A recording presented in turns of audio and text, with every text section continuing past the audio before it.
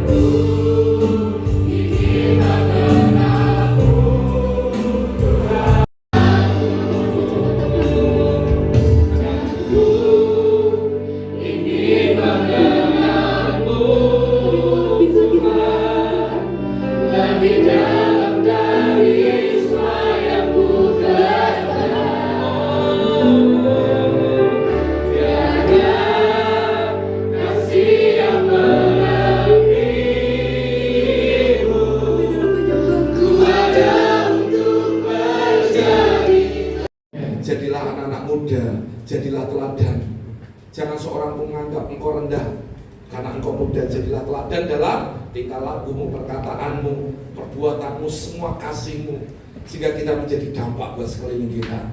Katakan amin. Kalau ditampar pipi kiri berikan. Coba mas, sini mas. Ben, kamu di sini Ben. Ya, cocok. Yes. Oh ya. Kalau ditampar pipi kiri berikan. Oke, lakukan mas.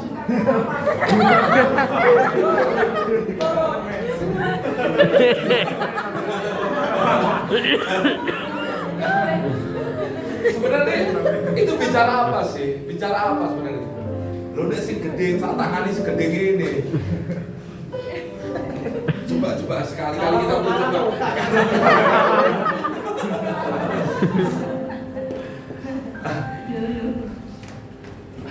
Anda bisa membayangkan gini loh, gini. Sebenarnya Yesus mau ngajari apa? Gini loh. Sebenarnya kita tuh tidak perlu membiarkan ego kita memimpin kita. Supaya kita apa? Kita bisa mengasihi Tuhan. Betul nggak? Kalau tadi disalib, Anda akan ngapain? Potong langsung jalan Anda gimana? Naik motor dipotong, gitu. Tapi kamu berkata, terima kasih saudara, salam ini. Tapi di luar, apa yang kau tabur itu? Enggak. Jadi sama ngomong kayak gini, ini waktunya kita menjadi orang yang berbeda, katakan amin. Kalau di sekolahmu Anda masih suka gelut, saya pikir gini loh, ada yang salah dengan hidup kita. Kita harus menjadi orang yang berbeda, katakan amin. Jangan jadi dirimu, tapi jadilah seperti apa kata firman dalam hidupmu. Jadi teladan, ngomong ke saya, jadi teladan. Katakan yes. Salaman dulu. Jadi teladan. Ngomong, jadi teladan. Kamu kenal dia nggak? Pukul loh. Oh iya, silakan dulu. Terima kasih. Ayo kasih tepuk tangan dong. Oke.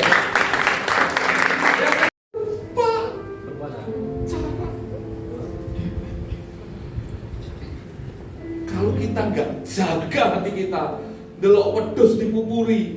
Wahyu. Tapi itu yang terjadi hari ini. Anda kalau lihat ke Belanda, sekarang orang ikutin apa kata hatimu. Mereka pelihara anjing gede-gede. Mereka minta dinikahkan sama doginya. Betulan saya nggak ngomong. Padahal dulu misionaris yang ada di mana tuh? Nomensen ada di Tanah Sumatera. Itu orang-orang dari Belanda. Tapi hari ini Belanda melegalkan itu hanya gara-gara ikuti kata Allah. Ikuti apa kata firman dalam hidup.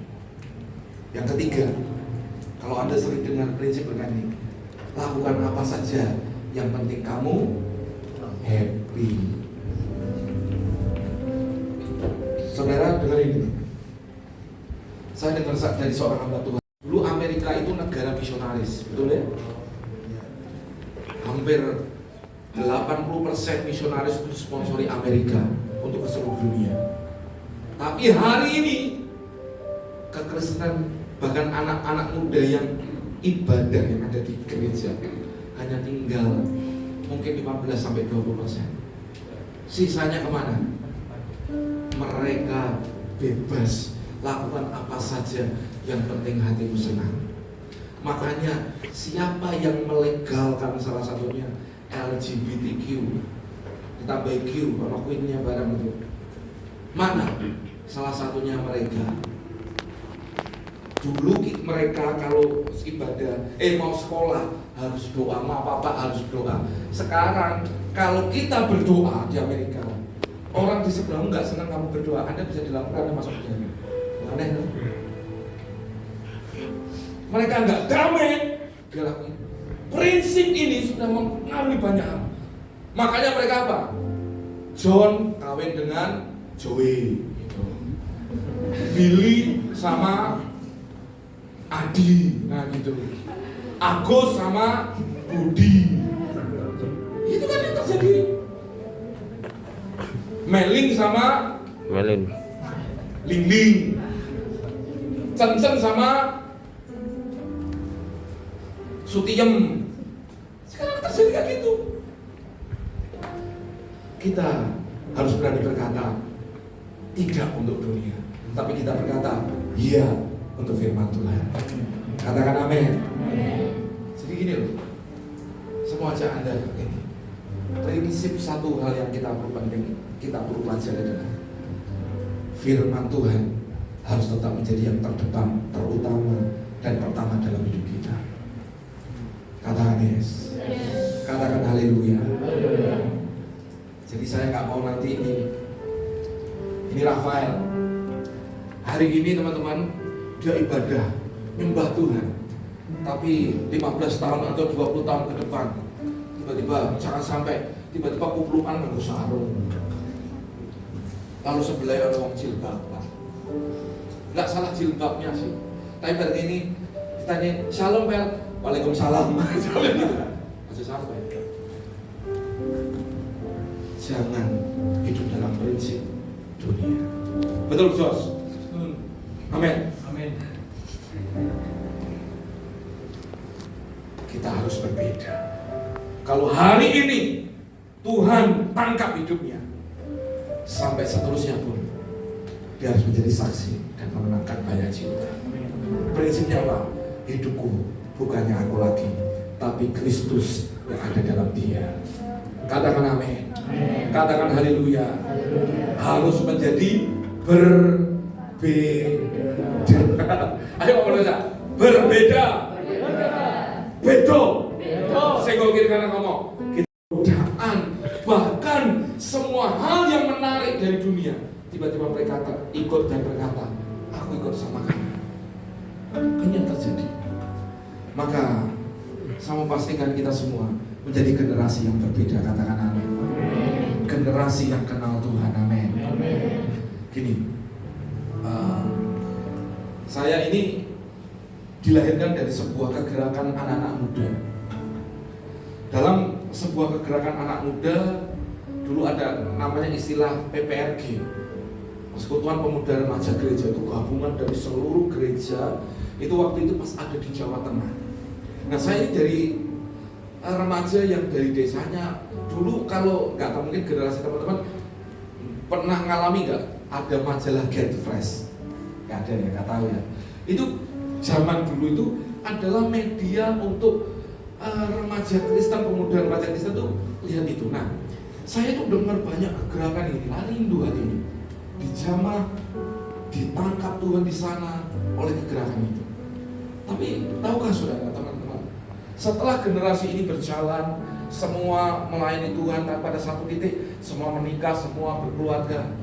Teman-teman satu angkatan saya, mereka melihat dulu orang tuanya saya kenal, mereka melayani Tuhan luar biasa. Tapi pada satu titik anak-anak mereka, satu ada yang jadi wala, satu ada yang tidak kenal Tuhan, satu ada mereka bahkan berkata, aku gak percaya. Kenapa muncul ini? Karena selama ini tidak pernah mereka diajar oleh ini, diajar oleh firman. Makanya hari ini coba ada teman-teman di sekolah yang SMP, SMA, lihat ini. Anda banyak lebih fokus apa? Diajar untuk knowledge, betul kan? Pinter, jadi yang terbaik. Jadi yang terbaik harus, katakan yes. Pinter harus, amin. Tapi kadang yang lupa apa? Diajar untuk hidup takut akan Tuhan. Betul nggak?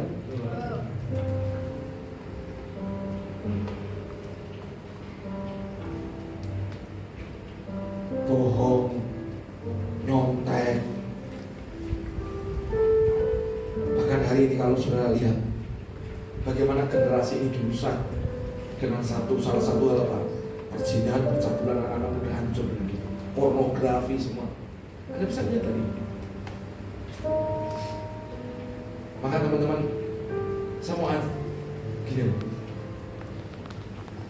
Kalau Anda tidak kudus dengan smartphone, saya berani pastikan ketidakkudusan itu juga sebenarnya sedang melanda dalam hati kita. Maka kalau dulu kan masih bawa Alkitab itu kan yang tebel-tebel gitu, sampai umel dibawa ke gereja. Hari ini semua kan nggak ada yang bawa Alkitab, ada yang bawa Alkitab? Jarang. Kita semua bawa smartphone yang harusnya dipakai untuk menolong kita. Tapi kalau kita nggak pernah bisa jaga kekudusan kita di ruang pribadi kita, kita akan jadi orang kalah ketika berhadapan dengan dunia. Satu prinsip yang selalu ini saya pegang dari Bapak Arwani Sagi, kalau Anda tidak pernah menang di kamar pribadimu, Anda akan menjadi orang kalah ketika ada di luar. Kalau di kamar pribadimu aja, yang engkau tersembunyi, orang lain nggak pernah lihat, engkau nggak pernah bisa menang di sana. Di luar pun, engkau akan menjadi orang yang kalah. Makanya kenapa generasi ini dikatakan generasi apa? Generasi strawberry. Generasi strawberry itu enak, itu vitamin C-nya tinggi. Tapi generasi strawberry kelihatannya bagus di luarnya, dalamnya melenyet. Ngomong ke saya, aku nggak boleh melenyet. Barang dicekel rong dino atau sedino melenyet. Aku betul. Saya ini kan lagi masa-masa diet. Nah, ketika diet menurunkan dari 89, 85 ke 81. Apa yang saya harus bangun? Konsisten. Gak bisa. Tak timbangi panganan, 0 makan. Timbangi 0 gram makan, yang bledut meneh. Saya harus belajar satu hal, konsisten dalam hidup. Lalu kedua apa? Belajar ketika lihat sesuatu hal yang menarik saya untuk melanggar komitmen saya sama Allah. Lalu kacauan ini gak sama kita dengan Tuhan. Kita punya Roh Kudus dalam hidup kita yang akan memberi kekuatan kau untuk berkata tidak untuk yang namanya tawaran dunia. Katakan amin. Maksudnya jadi generasi yang kalau masalah putus cinta. Anda lihat kemarin juara MMA hebat, terjun dari Anda ini kudus banget ya. Tahu beritanya nggak? Juara MMA, juara ini terjun ke apartemen gara-gara putus cinta. Saya yakin orang juara MMA nggak mungkin perutnya one pack. Itu otot kawat balungnya atos itu beneran. Tapi lihat, hanya gara-gara putus cinta, stres dengan keadaan, dia berkata, aku kenapa seperti ini? Buka kaca apartemennya. Ini waktunya aku jadi Superman. Ternyata setelah sampai bawah, dia menyadari ternyata dia bukan Superman dan dia sudah kembali rahmatullah. Anda lihat kemarin itu siapa tuh yang di Cina itu apa? Fat Cat. Itu kenapa dia bunuh diri? Emang ketika dia bunuh diri langsung dicintai semua orang? Ya hari itu dicintai orang bersimpati, setelah itu dilupakan nggak? Ya. Lebih baik hidup atau mati? Siapa sih ngomong mati? Lebih baik hidup. Walaupun gitu, tapi kenyataannya kenapa? Dia sudah frustasi. Pacarnya meninggalkan dia. Generasi ini loh, angkatan yang lain. Dulu Anda dengar di zaman saya orang bunuh diri itu Siti. Hari ini Anda lihat itu artis-artis Korea yang K-pop. Lihat ini. Sekarang apa-apa gini. Langsung apa gini. Gak kuat bunuh diri. Saya berharap Anda bukan salah satu di antara mereka ya. Katakan amin. Kalau Anda diputus cinta, ngomong mati 1, tumbuh 1000. Loh, amin. Tumbuh 1, aja tumbuh 1000. Kok apa ini jual, apa dipilih, apa ini? Enggak lah. Kita ngomong kayak gini loh. Enggak lah. Kalau memang ditinggalkan, ya wis, memang bukan yang terbaik. Tuhan pasti beri yang terbaik. Betul Agus? Betul. Agus George kok. Agus ini bapakmu. Betul. Ya Lel, mati 1, tumbuh 1. Katakan amin. Makanya hari ini yang nggak tahu ya, kalau yang di Youth Bengkel Iman, kalau di Youth ini JKMCC, saya ngomong lagi, boleh dating, kenalan untuk masuk ke Ramadan ketika kuliah semester 3. Itu baru boleh. Itu pun baru memulai. Ojo start ngene, curi-curi, nggak boleh. Kita perjanjian gitu, dan mereka sepakat. Kalau yang ada nyuri-nyuri pasti ketahuan. Karena saling mengingatkan satu dengan yang lain. Kenapa? Karena hari ini ada banyak orang gini jalan, izin, alasannya sakit, tapi di mall, jalan gandengan. Ojo pura-pura tiba, langsung ganti pacar baru, lalu dunia milik berdua. Saya, apa gue ngerti? Alah, iki segini, terus segini. Dengerin omongan saya. Kalau Anda jual murah hidup Anda akan ketemu pria yang ramah juga, rajin menjaga juga. Kalau Anda jual nilaimu tinggi dan Anda berkata, aku berharga, ini waktunya, orang pun akan menghargai hidup Anda dengan tinggi. Betul nggak? Anda nonton film Korea saya jenenge ambung-ambung, you know ambung-ambungan? Cium-ciuman, itu dianggap hal yang biasa, free sex dianggap biasa, betul atau tidak? Sama tanya, Anda mau niru kayak gitu? Melenting yo, kalau yang melenting bingung. Saya selalu ingetin gini, kita harus punya prinsip tidak untuk yang namanya seks bebas, katakan amin. Pacar-pacaran, halo.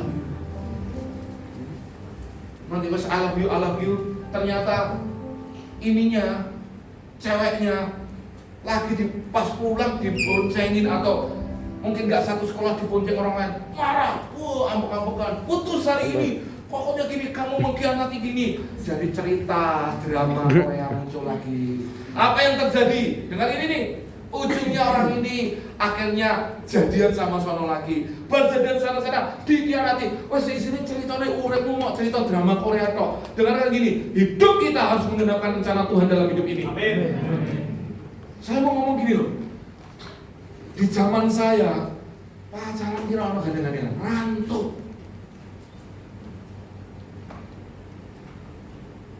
Tapi lihat nih, kalau jaga hatimu benar, Anda akan jadi orang ini.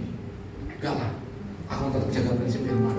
Aku mau ikutin Bapak Gembala, Kakak Rohani, ikutin apa? Ikutin aja. Saudara akan lihat, Anda akan jadi orang berbeda. Hidupmu pasti berhasil. Anda gak akan terikat ini cinta-cintaan. Sudah pacaran?